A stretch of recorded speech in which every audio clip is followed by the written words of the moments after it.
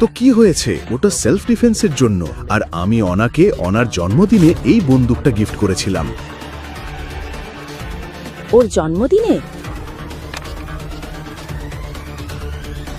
কিন্তু ওর জন্মদিনে তো অভিনব ওর মায়ের স্যান্ডেল মেরামত করতে গিয়েছিল। কমিশনার ওকে বন্দুক গিফট করলো? আমি কি স্বপ্ন দেখছি?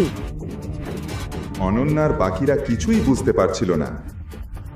তখনই কমিশনার অভিনবকে সম্মান দিয়ে যেতে বলল।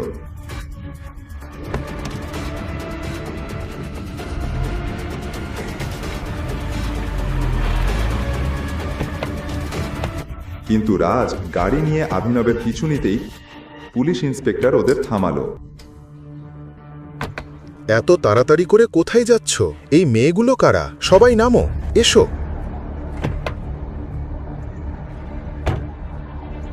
স্যার, আমরা অভিনবজির সঙ্গে আছি, তাই উনি যেখানে যাবে আমরাও সেখানেই যাচ্ছি। ঠিক আছে, যাও।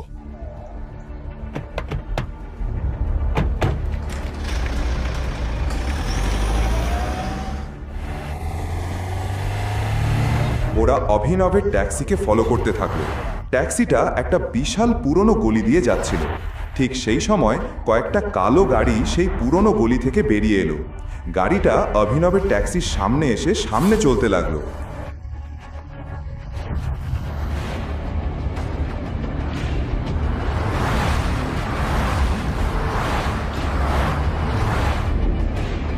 তারপর আরো 3টে কালো গাড়ি অভিনবের ট্যাক্সির সঙ্গে সঙ্গে চলতে লাগলো।